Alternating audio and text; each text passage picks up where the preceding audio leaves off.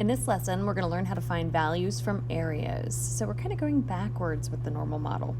And we're going to do this with a scenario from Statsmedic, going to look at the classic movie Back to the Future. So after accelerating for 20 seconds, a DeLorean sports car has a wide range of speeds that it can achieve depending on traction. The distribution of speeds follows an approximately normal distribution with a mean of 80 miles per hour and a standard deviation of 7.7 miles per hour. We're asked what percent of the runs will be less than 70 miles per hour. So this first scenario should be very familiar to you at this point. Sketch out a picture. And I'm not going to get super detailed with my standard deviations because if I subtract 7.7, I already know that 70 is not going to fall on a nice standard deviation, so I'm not going to be able to use the empirical rule. But I'm going to at least shade my picture so I have a sense of what it is I'm looking for. I'm looking for the area. So in order to do this, well, I have my picture. Next, I'm going to find my corresponding z-score. So I do 70 minus 80 divided by 7.7 gives me a z-score of negative 1.30. Now that I know that the z-score is negative 1.3, I'm going to find the probability that that z-score is less than negative 1.30 by computing normal CDF on my calculator. My input values are negative 9,999 because remember I can't put in negative infinity, and this shaded region will keep moving to the left. The furthest it goes to the right is bounded by the z-score of negative 1.3, mean and standard deviation. When I enter that into my graphing calculator, I get a percentage of 9.68%. And just in case you don't know what Back to the Future is, it's a classic. It's worth watching with Doc and Marty McFly. All right, so let's switch directions now. It says Marty wants his last run to be at the 85th percentile of all possible speeds. What speed is needed to be at the 85th percentile? So first of all, how does this differ? In this particular one, we're given an area and we have to find the corresponding speed. So we're looking for x. So I hope you realize that this is a different scenario. We're working backwards, but the process is still going to be very similar. I always want you to make a picture, right? And at least put your mean, if you know it, and that was given to us in the previous problem of 80, and our standard deviation was 7.7. And we want to know what speed corresponds to the 85th percentile. So that means the area to the left is 0.85. So I need to find what z-score corresponds to 0.85. And lucky for you, there's another calculator function that you can use. It's not normal CDF, it's inverse norm, okay? Inverse norm. So take a second and find that on your calculator. You'll hit second vars again, and it's the third option, inverse norm. And you're prompted to enter 4 things. First, the area. Well, the area that corresponds to this is 0.85. The mean is 0. The standard deviation is still 1 because we're working off the standard normal curve. And then it's going to say left, right, or left, center, and right. Well, we shaded the left, and what that means is it's finding the area 85% to the left of the z-score you entered. There'll be times where you'll be shading you might want to find the upper percentage, so you would choose right. So when you enter this write this on your paper, I want you to at least put these 3 numbers and which direction you are finding the area for. Then you just hit paste, and this one turns out to be a z-score of 1.04. So if you notice, I added z equals because this is producing this missing boundary that we didn't know. So it corresponds to a z-score of 1.04. So how does that help me? Well, lastly, the third thing I can do is actually use my z-score formula right here to help me find my missing x value. I plug in 1.04 for the z, equals my unknown value minus the mean divided by the standard deviation. And now I can kind of treat this like a proportion and solve. So I'd have x minus 80, and I cross multiply, equals 8.008, and then if I add 80 to both sides, I get that x is equal to 88.008, and that's in miles per hour, so I'm going to say approximately 88 miles per hour. Marty is also considering using a Honda CRX. He knows the CRX has a mean speed of 74 miles per hour, so I quickly sketch a normal model, 74 for the mean. So approximately normal is 74. What else? In the 80th percentile, so that means 80% are at or less. So this area, change it to a decimal, is 0.80. And that corresponds to 88 miles per hour. So I'll mark it down here, 88 miles per hour. Find its standard deviation. So this time, it's the standard deviation that we don't know. Again, my process, whenever I don't know an x value or the mean or the standard deviation, it's the same. Draw your picture. Next, what do we need? We need to find our z-score. So how am I going to do that? Well, when I don't know my z-score, I'm doing inverse norm because I'm given the area. So my area that I fill in is 0.8. My mean and standard deviation, because I'm finding the z-score, would be 0 and 1, and again, it's the area to the left. That produces 0.84 for my z-score. Third, I work off of my z-score value or formula to find anything that's unknown.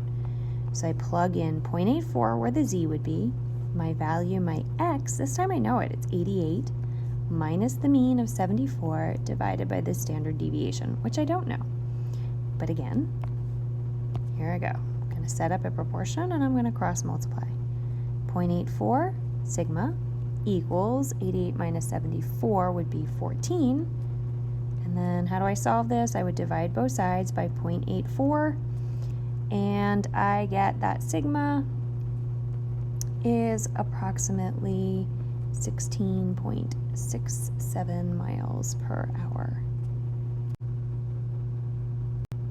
So let's look at our big ideas. So if we are trying to find the missing area under the curve from a value, okay, so the unknown is the area. Well, what do? Things I always want you to do is first, you're going to make your picture. Okay, so make a picture. And when you do that, I want to see some sort of shading involved in your picture. Okay? Secondly, you're going to compute your z-score so that you can use your normal CDF. You use your formula to do that. And then, of course, do normal CDF to find your missing percent. Normal CDF for your percent. Okay, that's what we've been working on. And now in this lesson, we discovered something new, but a similar process. So what do I want first? Your picture. Okay. And again, I want some sort of area in shaded, whatever it happens to be that you're looking for in that picture.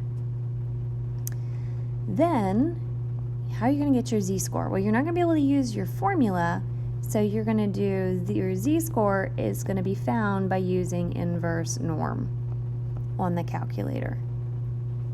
And lastly, you're going to use your z-score formula, use z equals your mean your z equals x minus your mean over your standard deviation to solve for either the x or the mean or the standard deviation. It's all pretty much the same. So it's your turn to practice. I'd like you to read it, pause the video, press play when you're ready to check your answers. So high levels of cholesterol in the blood increase the risk of heart disease. For teenage boys, the distribution of blood cholesterol is approximately normal with a mean of 151.6 milligrams of cholesterol per deciliter of blood. and a standard deviation of 25 milligrams per deciliter. In the first one, we are to find the 20th percentile of distribution of blood cholesterol for teen boys. So in our three-step process here, you are to quickly sketch a normal model. It's approximately normal, labeled with your mean, standard deviation. At a minimum, put that mean there in the center. And what are we looking for? The 20th percentile. Okay, so 20th percentile is going to be that you are at or equal to 20%. So this missing area is 0.20. Change it to a decimal. I've got a picture. What do I need now? I got to find my z-score. So to do this, I'm going backwards. I'm going to do inverse norm because I have the area. So my area is 0.20, 0 and 1, and I need to find my area to the left based on my shading. And that gives me a z-score of negative 0.84. Lastly, I'm going to work off of that z-score formula. Z equals x minus mu divided by the standard deviation, and I'm plugging in what I know. Negative 0.84 equals my x is what I'm looking for. I don't know it. Minus the mean of 151.6 over 25. Again, if I kind of treat this like a proportion, I cross multiply and then I add 151.6 onto it, and I get that x is equal to 130.6 milligrams per deciliter. Final example, again, I want you to pause, read the question, hit play when you are ready to check your answer. Try to follow the three-step process. So in this scenario, I hope you started by sketching your picture. Approximately normal. Standard deviation of 157.5. And this time, we don't know the standard deviation. What we do know is that about 8.9% of teenage girls have high cholesterol, which would be greater than 200 milligrams per deciliter. So the given area is 0.089, and we're told that we have 200 for that cut score. So we need our z-score. If we're given our area, we're working backwards here, so that's my z-score is equal to inverse norm, 0.089 for the area this time, 0 and 1, but we're doing the area to the right. Okay. Just on a side note, older versions of calculators don't have this option to do the area to the right. So what you actually have to do is subtract, I'm just showing this in green, the 100% minus the 8.9%. to get 91.9%, and it gives you the area to the left. So meaning that if I were to shade this in green, this corresponding area here would be 91.9%. Okay, and so if you would do inverse norm with what I have on the screen, it's actually one small error. I need to change that 91.9 to a decimal, so 0.919.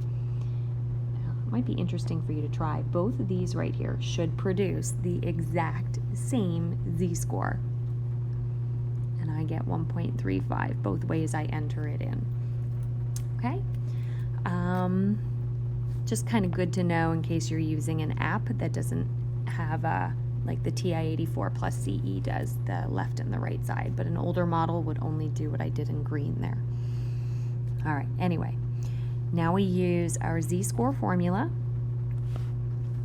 and plug in what we know. So in place of the z, I put 1.35 is equal to my x value, which is 200, minus my mean of 157.5 divided by my standard deviation. Give myself a little more space here.